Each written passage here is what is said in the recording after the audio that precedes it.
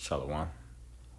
All honor, glory, and praise be unto Yahweh, Bahashem, Yahweh Shai, Bahashem, Wahara Kakadash.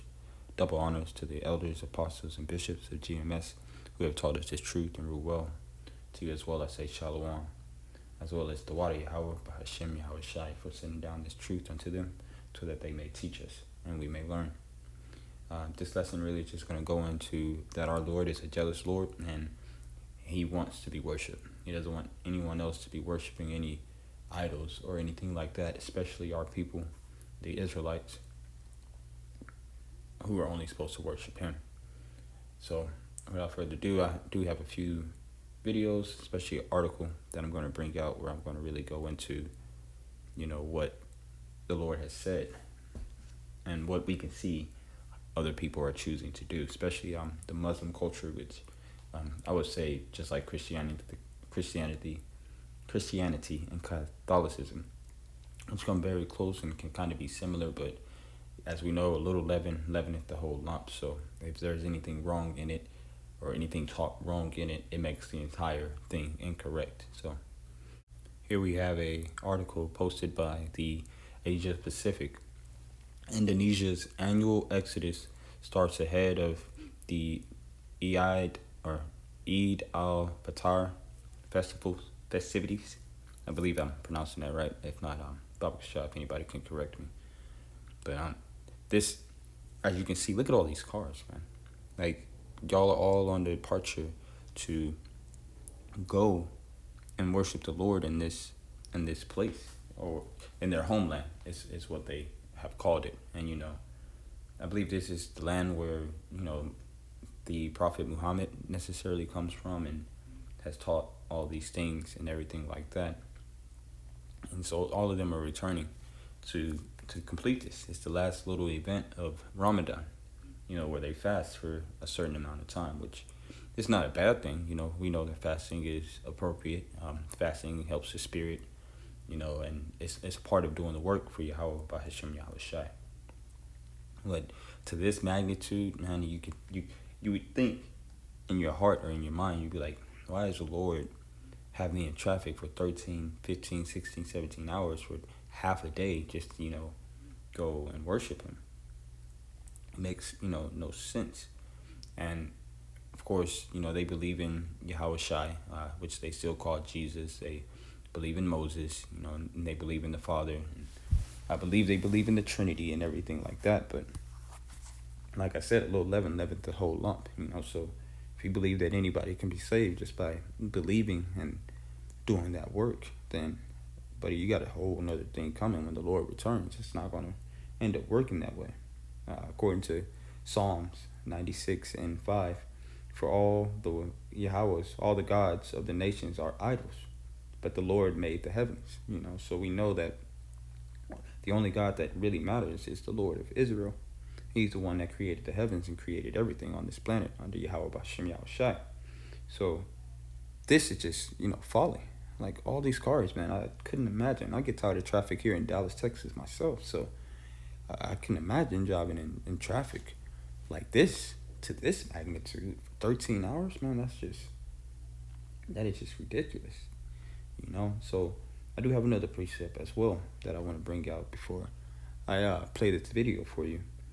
They shall be turned, this is Isaiah 42:17. They shall be turned back. They shall be greatly ashamed that trust in graven images, that say to the molten images, ye are our gods. And without even thinking, like, is this just, and I remember, I used to be a Christian and I used to go to church, and everything like that. And what was the process, man? You would come in, okay? We would sing and dance for about 15 to 20, almost 30 minutes, depending on if everybody was dancing or not, And then they would collect money, and then the pastor would preach, and then they would collect money, and then the pastor would close out, And as a young boy, you don't really, even as a young boy, I still kind of felt like, man, this is kind of crazy, man. You done collect the money twice. You make sure you get the money from the people that are late and the people who made it on time. We singing and we dancing. We believing that we're praising the Lord and all these things, and people falling out. Falling on the floor. Break dancing and bending over. Like we. I mean, if you've been to church, you know how it's done. So I don't really have to go into that. But it's just like the Lord is going to. They should be. The Lord is going to cause these people to be ashamed. They're going to be like, man, I always knew something was wrong with that, and I chose not to really to listen, especially if you've heard the man of the Lord, which every ear shall hear. So it just it's just folly at the end of the day. Like when I see something like this, it's just folly. And I'll go into the pictures. I'll go ahead and show the video and everything like that, so you can see. But nevertheless, let's just go ahead and press play.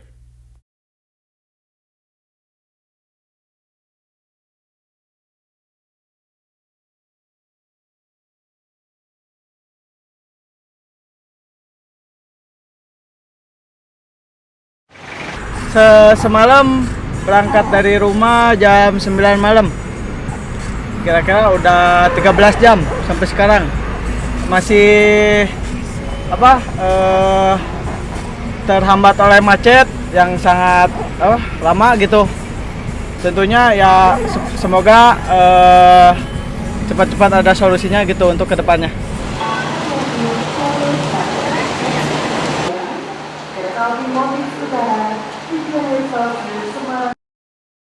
So they had left last night. They've been in the car for 13 hours. Obviously, they still haven't made it to their destination.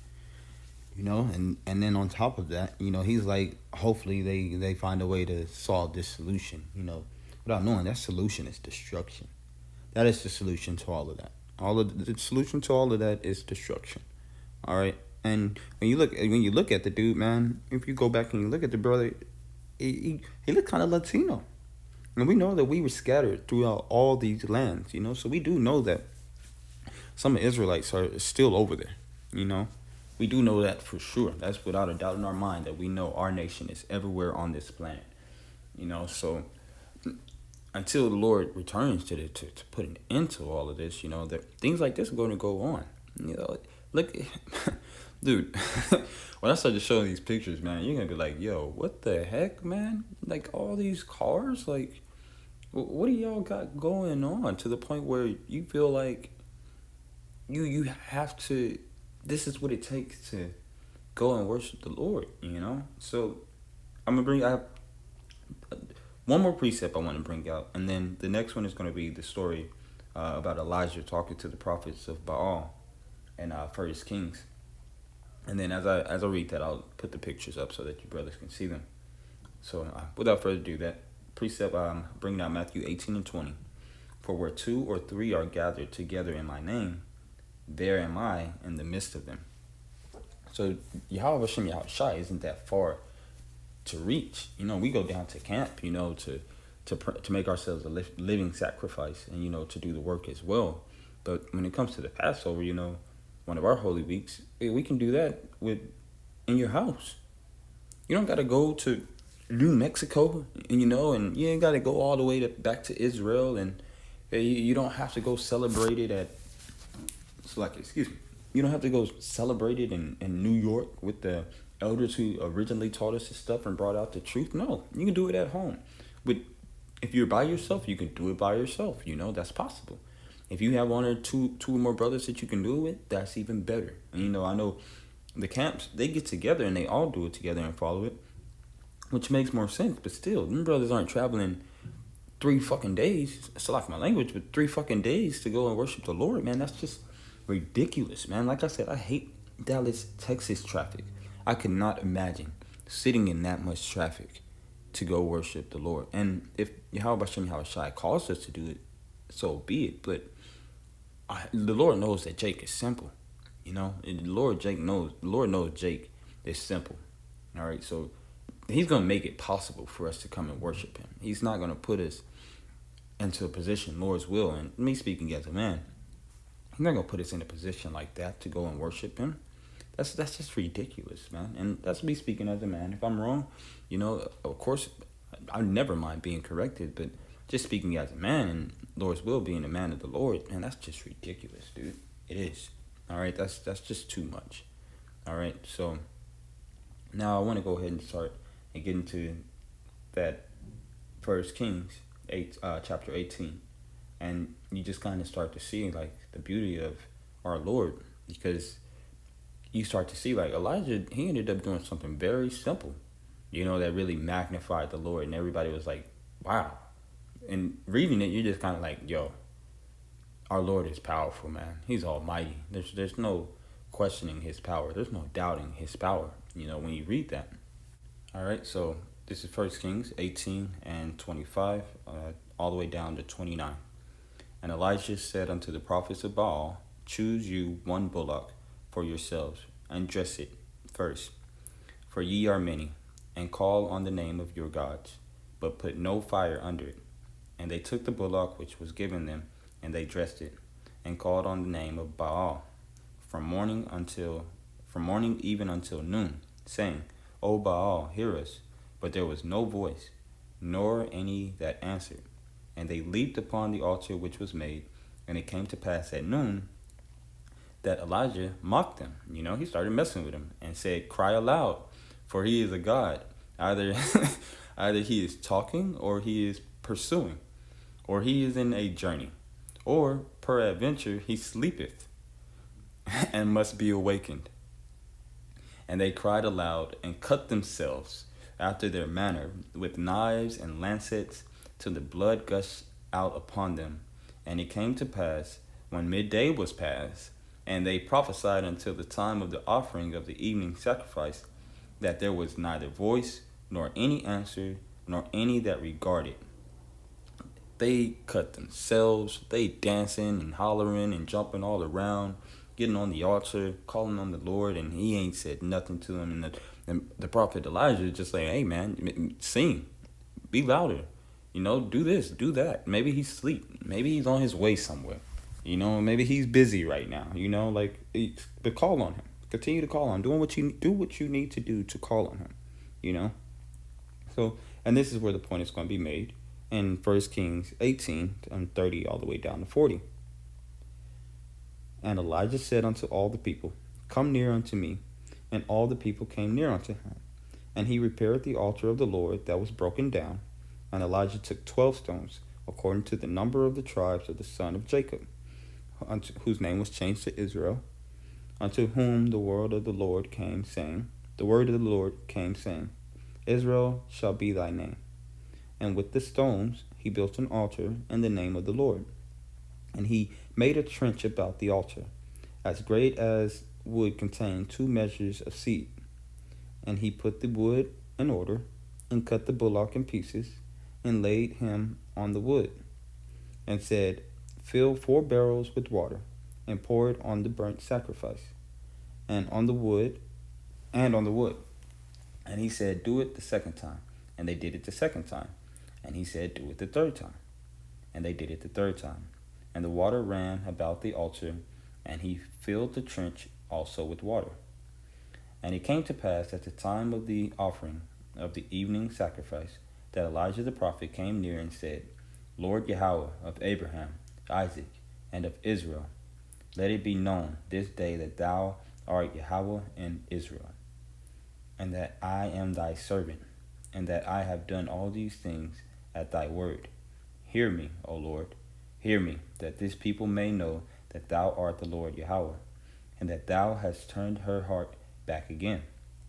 Then the fire of the Lord fell, and consumed the burnt sacrifice, and the wood, and the stones, and the dust, and licked up the water that was in the trench. And when all the people saw it, they fell on their face, and they said, The Lord, he is the Yahweh. The Lord, he is the Yahweh. And Elijah said unto them, Take the prophets of Baal, let not one of them escape. And they took them, and Elijah brought them down to the brook Kishon, and slew them there. So they died. The Lord, he killed them in the name of the Lord, in a sense. But as you can see, Elijah didn't do much. He did the same thing. He repaired the altar. He put the 12 stones on it. He made a trench around it. They poured the water on the burnt sacrifice. That water ended up going, and then he filled up the trench, and then he called on the Lord.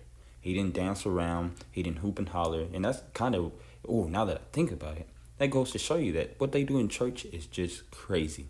All that hooping around and hollering and all of that just to get the Lord's attention is not required, you know? So last precept, I want to close out just to get straight to the point, in and out. Matthew 6 and 33 to 34. But seek ye first the kingdom of Yahweh and his righteousness, and all these things shall be added unto you. Take therefore no thought of the morrow, for the morrow shall take thought for the things of itself. Sufficient unto the day of the evil. Salakia. Sufficient unto the day is the evil thereof. Meaning, today has enough problems. So don't be worried about tomorrow's problems. Just worry about today's problems. Get through today. All right. And as it says in the beginning, seek ye first the kingdom of Yahweh. How do you do that? By doing the work. By praying unto Yahweh by Hashem Yahweh Shai. By fasting unto Yahweh by Hashem Yahweh Shai. By reading unto Yahweh by Hashem Yahweh Shai. By, if you can, watching lessons, going down to the camp, and doing whatever you can to stay inside of this holy assembly in Yahweh by Hashem Yahweh Shai. You do not have to travel to Mecca. You don't got to go back to Africa. You don't have to go climb no pyramid. You don't have to go do nothing. You can do everything where you are right now until we are delivered. That is all. So without further ado, all praise be unto Yahweh, by Hashem Yahweh Shai. Lord's will, this was edifying. Until next time, Shalom.